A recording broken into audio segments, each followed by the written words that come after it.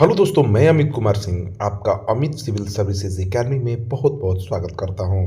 दोस्तों, मेरे चैनल पर daily Bihar current affairs upload होते हैं, जिसमें हम लोग राष्ट्रीय और अंतर्राष्ट्रीय घटनाओं को भी देखते हैं।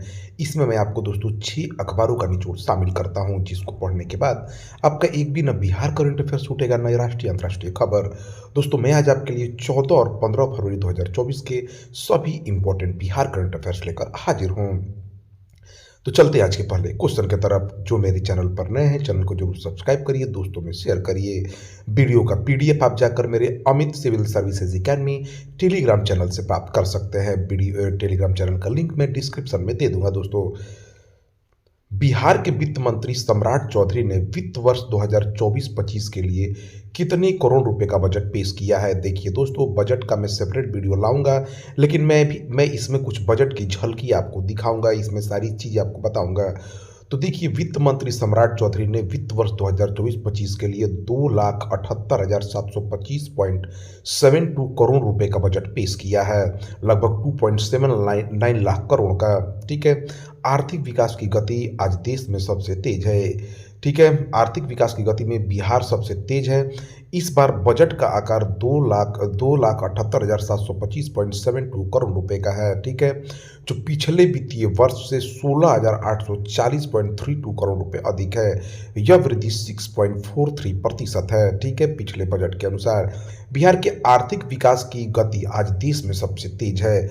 राष्ट्रीय विकास की गति 7.24% है, जबकि बिहार की वृद्धि दर 2022-23 में 10.64% रही है। तो पूरे देश में सबसे ज़्यादा विकास दर जो है बिहार का रहा है। कुशल वित्तीय प्रबंधन की सुखद परिणति राज्य के सकल घरेलू उत्पाद में भी वृद्धि के रूप में दर्ज हुई है, जो पिछले एक दशक में 1.5 गुना से भी अधिक बढ़कर 4.42 लाख करोड़ रुपए हो गया है। यानी दोस्तों, बिहार का सकल राज्य घरेलू उत्पाद भी 4.42 लाख करोड़ हो गया है। शिक्षा विभाग के लिए सर्वाधिक 52,639 करोड़ का बजट प्रावधान है, जो कुल बजट का 18.89% है। रक्षाबंधन पर बिहार सरकार ने महिलाओं को राज्य पथ परिवहन की बसों में निःशुल्क यात्रा का उपहार दिया है। नए वित्तीय वर्ष में 50 जीविका दीदी की रसोई खोलने का लक्ष्य है बिहार सरकार का। 7 निश्चय 2 योजना के लिए इस बजट में 5,040 करोड़ रुपए का आवंटन किया गया है। स्टूडेंट क्रेडिट कार्ड योजना के लिए 700 करोड़, स्वयं सहायता भत्ता योजना के लिए 200 करोड़ रुपए का प्रावधान है। बिहार सरकार हरित आवरण को 17% तक पहुंचाने का लक्ष्य रखा है। राजकोषीय घाटा को 2.9% रखने का लक्ष्य बिहार सरकार ने रखा है। वर्ष 2024-25 में राज्य की विकास दर 13.69% रहने का अनुमान है। बिहार सरकार की 8 प्राथमिकताएं हैं: नियुक्ति एवं रोजगार, महिला सशक्तिकरण, विभिन्न वर्गों का कल्याण, स्वास्थ्य प्रक्षेत्र, शिक्षा प्रक्षेत्र, कृषि एवं ग्रामीण विकास, उद्योग एवं उद्यमी विकास, पर्यावरण संरक्षण एवं हरित विकास। तो ये 8 लक्ष्यों के साथ जो है 8 प्राथमिकताओं के साथ बिहार सरकार आगे बढ़ रही है। बजट में 2024-25 में सरकार ने 2,64,000 से भी ज़्यादा नौकरी की बात की है। रिपोर्ट के मुताबिक कुल 4.9% आबादी के पास नौकरी है, जिसमें 1.57% सरकारी नौकरी वाले हैं। गृह विभाग के लिए 16,323.83 करोड़ रुपया दिया गया है। लड़कियों को हायर एजुकेशन की पढ़ाई में प्रोत्साहन के लिए 600 करोड़ रुपए खर्च करेगी बिहार सरकार। इसके अलावा 35,000 लड़कियों को प्रशिक्षण कर उन्हें नौकरी या रोजगार देने का टारगेट रखा गया है। ग्रामीण अर्थव्यवस्था को सुधारने के लिए राज्य सरकार ने चतुर्थ कृषि रोड मैप तैयार किया है। इसके तहत 2028 तक कृषि एवं सावर्ती क्षेत्र में लगभग 1.2 लाख करोड़ रुपए खर्च करने का लक्ष्य रखा है बिहार सरकार ने। इसके अलावा 10 लाख परिवारों को पशुपालन के लिए सहायता 102 करोड़ रुपए की लागत से राज्य में 100 सीड हब भी विकसित किया जाएगा। वहीं 21 बाजार समिति सेंटर को मॉडल बनाया जाएगा। 52 लाख महिला किसानों को आधुनिक टेक्नोलॉजी की ट्रेनिंग देने का भी लक्ष्य रखा गया है। जीविका दीदियों के लिए 2,000 नए ग्राहक सेवा केंद्र खोलने का टारगेट रखा गया है। 1 करोड़ 4 लाख जीविका दीदियों को बीमा सुविधा भी देने की तैयारी है। महिलाओं को विभिन्न बैंकों से 10,000 करोड़ रुपए का कर्ज देने की घोषणा की गई है। महिला उद्यमियों को बढ़ावा देने के लिए 250 करोड़ रुपए आवंटित किए गए हैं। जीविका कार्यक्रम तहत 1 लाख नए महिला समूहों का गठन किया जाएगा। शहरी क्षेत्रों में 20 लाख नए परिवारों को स्वयं सहायता समूहों से जोड़ा जाएगा। 2024-25 में केंद्रीय करों में बिहार की हिस्सेदारी 1.13 लाख करोड़ है। तो दोस्तों यह रहा बिहार बजट 2024-25 के कुछ इंपॉर्टेंट तथ्य। दोस्तों सारे इंपॉर्टेंट तथ्यों के साथ मैं आपको अलग से बिहार बजट का वीडियो लेकर आऊँगा। आज के लिए आप देखिए कि ये इंपॉर्टेंट तथ्य थे जो मैं आपको लेकर आया था। बिहार के कितने जिलों में कीमोथेरेपी सेंटर खोले जाएंगे? देखिए दोस्तों अभी मुजफ्फरपुर के एसकेएमसीएच में जो है कैंसर केंद्र खोला गया है, कीमोथेरेपी सेंटर। उसी तरह दोस्तों बिहार में कीमोथेरेपी के 11 सेंटर स्थापित किए जाएंगे कैंसर के इलाज के लिए। बिहार के स्वास्थ्य मंत्री सम्राट चौधरी हैं। कैंसर का अध्ययन ऑन्कोलॉजी कहलाता है। कैंसर विषाणु के कारण फैलता है। बिहार विधानसभा के 17वें अध्यक्ष कौन बने हैं? दोस्तों बिहार विधानसभा के 17वें अध्यक्ष नंद किशोर यादव बने हैं। देखिए दोस्तों महागठबंधन की सरकार हटने के बाद जो बिहार विधानसभा की स्पीकर थे अध्यक्ष अवध बिहारी चौधरी को हटा दिया गया है, इस्तीफा उन्होंने दे दिया है। उनके जगह पर भाजपा नेता नंद किशोर यादव जो है बिहार विधानसभा के 17वें अध्यक्ष बनाए गए हैं। बिहार विधानसभा के उपाध्यक्ष महेश्वर हजारी हैं। जदयू के विपक्ष के नेता तेजस्वी यादव हैं। बिहार विधानसभा 243 सदस्य हैं। लखनऊ में आयोजित 67वीं all India duty police meet में बिहार पुलिस के किस सिपाही को कांस्य पदक मिला है? तो देखिए दोस्तों ये राजन कुमार सिंह हैं। राजन कुमार सिंह ने लखनऊ में आयोजित 67वीं all India duty police meet में बिहार पुलिस के खिलाड़ी हैं, इन्होंने कांस्य पदक जीत लिया है। बिहार के किस जिले के शाहकुंड में जर्दालू आम का सेंटर ऑफ एक्सीलेंस बनाया जाएगा? देखिए दोस्तों भागलपुर के शाहकुंड में जर्दालू आम का सेंटर ऑफ एक्सीलेंस बनाया जाएगा। बिहार के कृषि मंत्री विजय कुमार सिन्हा है। दोस्तों भागलपुर को सिल्क सिटी के नाम से भी जाना जाता है। यहाँ की सिल्क साड़ियाँ प्रसिद्ध है। इसके साथ साथ दोस्तों भागलपुर में विक्रमशिला विश्वविद्यालय है जिसकी स्थापना धर्मपाल ने की थी। तो ये क्वेश्चंस पूछे जाते हैं दोस्तों। और जो हमारा भागलपुर है दोस्तों वो अंग प्रदेश भागलपुर में ही था। ठीक है दोस्तों पुराने ज़माने में प्राचीन भारत में 16 महाजनपद थे। एक महाजनपद जो है अंग महाजनपद वो भागलपुर में स्थित था और उसकी राजधानी चंपा थी। हाल ही में किस राज्य सरकार ने स्वयं योजना लॉन्च की है? तो दोस्तों उड़ीसा राज्य सरकार ने नई सरकारी योजना स्वयं के तहत राज्य के युवाओं को 1 लाख रुपए तक ब्याज मुक्त ऋण प्रदान करने का निर्णय लिया है।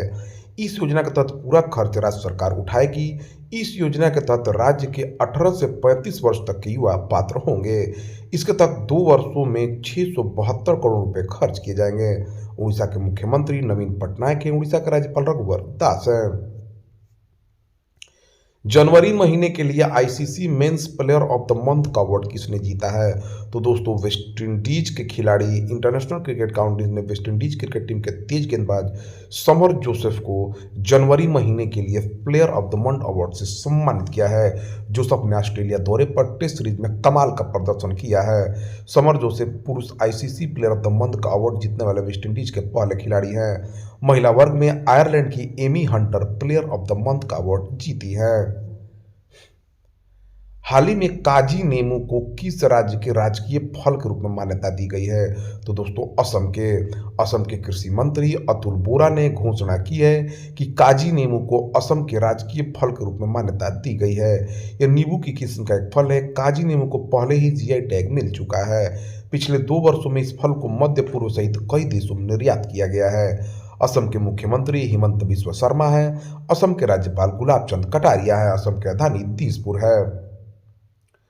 भारत किस द्वीप समूह पर नया नेवल बेस स्थापित करने जा रहा है? तो दोस्तों मिनिकॉय और अगत्ती में भारत सरकार ने लक्षद्वीप के अगत्ती और मिनिकॉय द्वीपों पर अपने नेवल बेस स्थापित करने का निर्णय लिया है। रक्षा मंत्री राजनाथ सिंह 4 से 5 मार्च को मिनिकॉय में इसका उद्घाटन करेंगे। भारत ने इस क्षेत्र में अपनी सैन्य ताकत बढ़ाने के लिए कदम उठाया है। मिनिकॉय द्वीप 9 डिग्री चैनल पर स्थित है। मिनिकॉय द्वीप मालदीव से मात्र 524 किलोमीटर दूर है। लक्षद्वीप के प्रशासक प्रफुल्ल खेड़ा पटेल हैं। यूनाइटेड वर्ल्ड रेसलिंग ने हाल ही में किस देश के रेसलिंग फेडरेशन का निलंबन रद्द कर दिया है? तो दोस्तों भारत के यूनाइटेड वर्ल्ड रेसलिंग ने हाल ही में भारतीय कुश्ती महासंघ का निलंबन तत्काल प्रभाव से हटा लिया है। यूनाइटेड वर्ल्ड रेसलिंग ने पिछले साल 23 अगस्त को डब्ल्यूएफआई को अस्थायी तौर पर निलंबित कर दिया था, क्योंकि कुश्ती महासंघ तय समय पर चुनाव कराने में विफल रहा था। यूनाइटेड वर्ल्ड रेसलिंग कुश्ती के खेल के लिए अंतर्राष्ट्रीय शासी निकाय है। उत्तर प्रदेश सरकार ने बेहतर आपदा प्रबंधन के लिए किसके साथ समझौता करने का फैसला किया है? तो देखिए दोस्तों, उत्तर प्रदेश सरकार ने बेहतर आपदा प्रबंधन के लिए आईआईटी रुड़की के साथ समझौता किया है।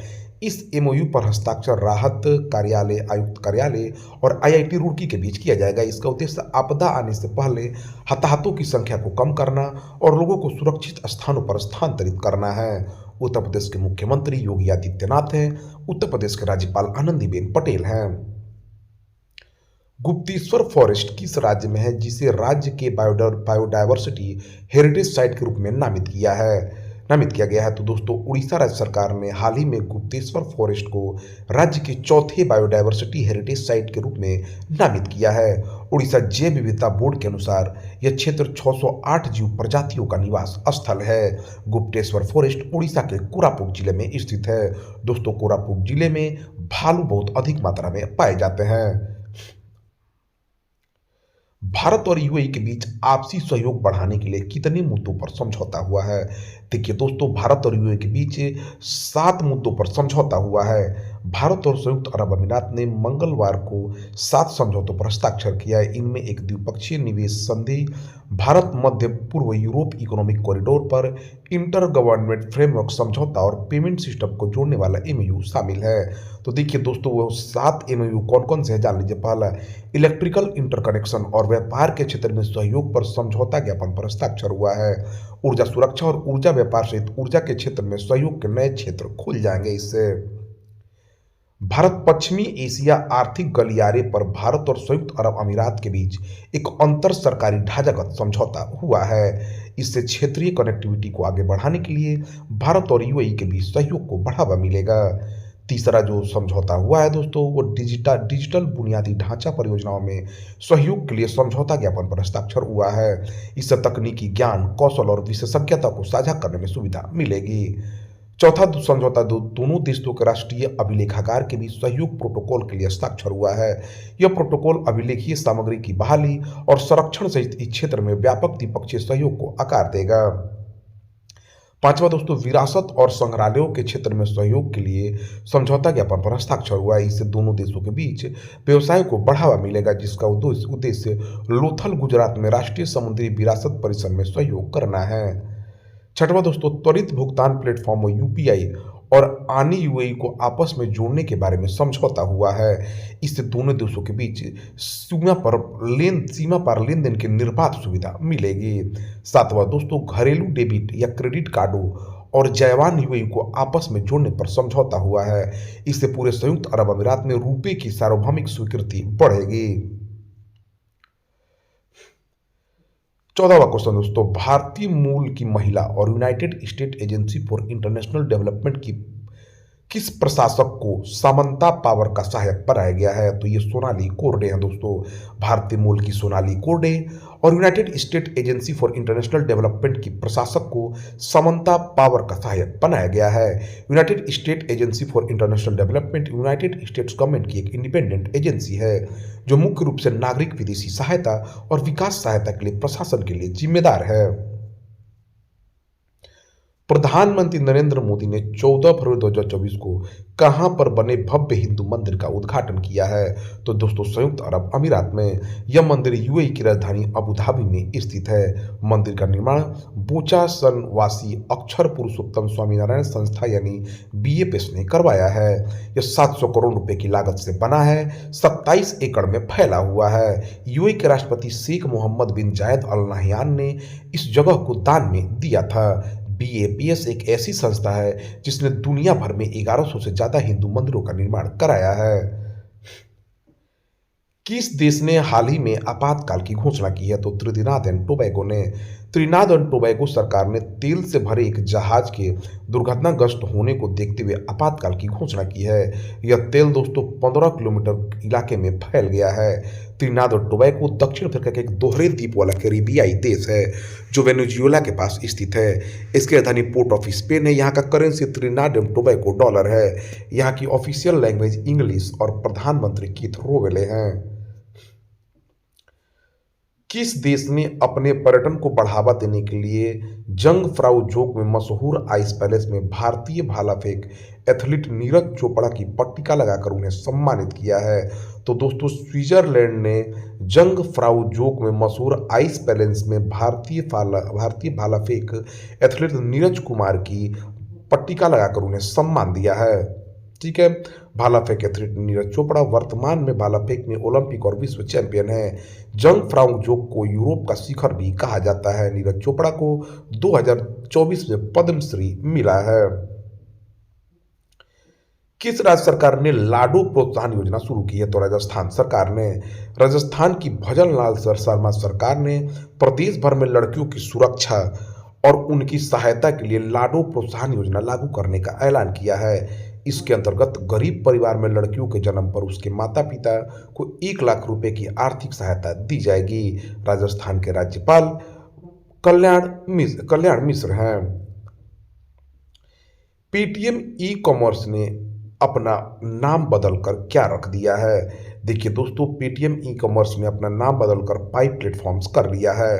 पेटीएम ई कॉमर्स ने अपना नाम बदलकर पाई प्लेटफॉर्म कर लिया है। हाल ही में 29 फरवरी से दोस्तों ये पेटीएम पेमेंट्स बैंक की सेवाएं बंद करने का ऐलान जो है आरबीआई ने किया है। मीडिया रिपोर्ट्स के मुताबिक पेटीएम ने करीब 3 महीने पहले नाम बदलने के लिए आवेदन दिया था, जिसकी मंजूरी उसे 8 फरवरी को कंपनी रजिस्ट्रार से मिल गई है।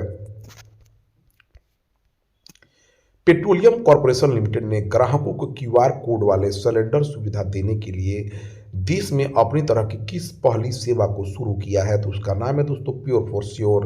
पेट्रोलियम कॉर्पोरेशन लिमिटेड ने ग्राहकों को क्यूआर कोड वाले सिलेंडर सुविधा देने के लिए देश में अपनी तरह की पहली प्योर फॉर श्योर सेवा शुरू की है।